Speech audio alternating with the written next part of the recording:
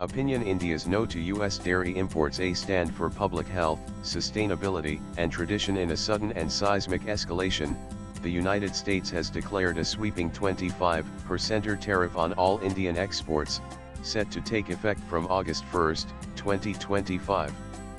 One of the key stumbling blocks in the ongoing India-US trade negotiations is India's refusal to allow the import of American dairy products, citing concerns over the feed given to cows.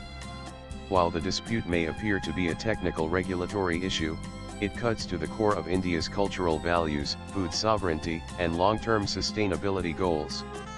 The disagreement reflects a fundamental difference in agricultural practices and ethical frameworks. India's dairy sector is the largest in the world and supports over 80 million smallholder farmers.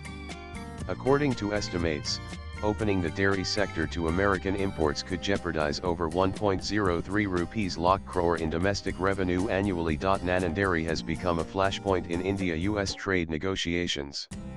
One of the most contentious issues is the classification of American dairy as non-vegetarian milk, a term used in India to describe milk derived from cows that have been fed animal-based products. In the United States, it is common for commercial cattle feed to include animal byproducts such as blood meal, meat scraps, poultry waste, and even remnants of other animals.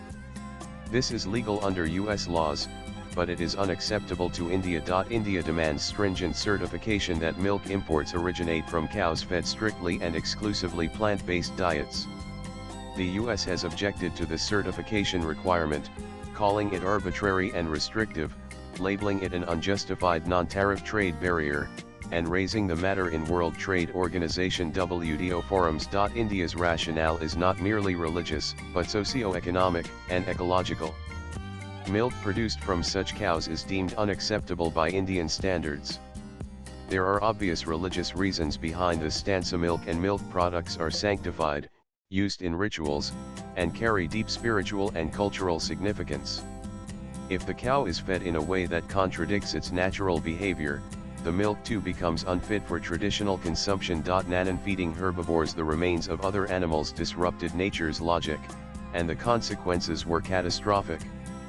India's position is not just about tradition, but a rational public health safeguard informed by past global experiences, and not without precedent. During the 1990s, the United Kingdom experienced a major public health crisis linked to bovine spongiform encephalopathy (BSE), commonly known as mad cow disease.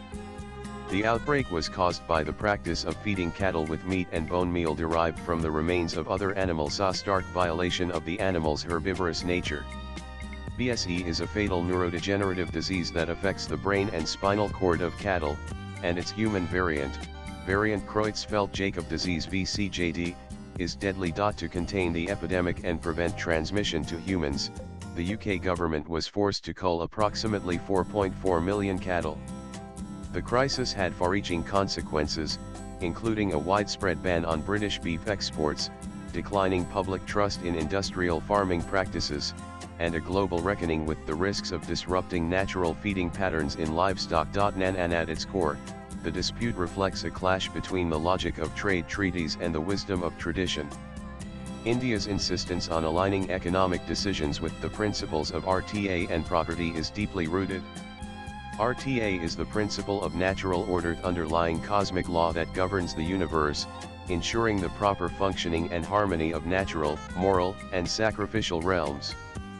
Feeding cows the remains of other animals, blood, and meat violates the natural dharma or inherent nature of the cow. As global climate discussions stress sustainable agriculture and ethical food production, India's stance could serve as a model for aligning trade with ecological and cultural ethics.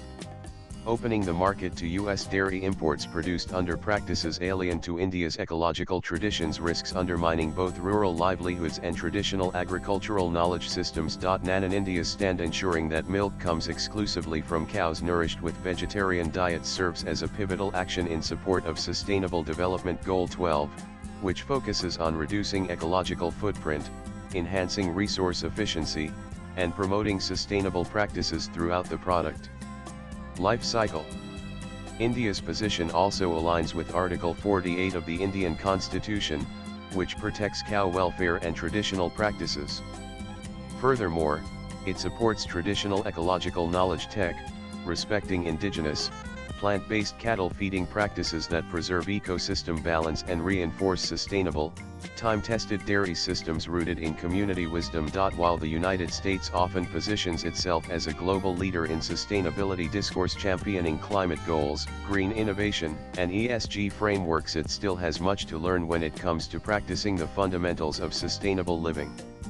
The US must learn to engage with tech systems, not dismiss them as anti-science, especially where there is precedent, like the deadly mad cow disease. In the standoff, India is not resisting progress, it is reminding the world that true sustainability begins with respecting RTA and property, not industrial convenience. Indian ecological traditions are rooted in long-term harmony with nature. They align remarkably well with global goals of sustainability and regenerative agriculture. The requirement for vegetarian feed certification is legally sound, respects public sentiment, and ensures food safety, making the refusal both lawful and culturally appropriate. Sustainability isn't just about carbon credits, it is about honoring the natural order and allowing all species to follow their inherent nature, property, and natural dharma. Dharma here does not mean religion, but a righteous way of life for humans and every other species on the planet. This is not trade protectionism, but protection of ecology and food integrity. In a world where markets often override morals, India's dairy stand is a rare assertion of Dharma economics and a reminder that nature doesn't negotiate. Swipe left for next video. This is part 2 of a 4-part series. Can Indigenous Wisdom Save the Planet? Tanu Lal is a lawyer and author of the upcoming book, Dharma Ecology Bishnoi Warriors. Dr. Leepika Sharma is an advocate, senior consultant, UN Women, and founder of BIDICAM Foundation. Views expressed in the above piece are personal and solely those of the author. They do not necessarily reflect News 18's views. Latest blogs.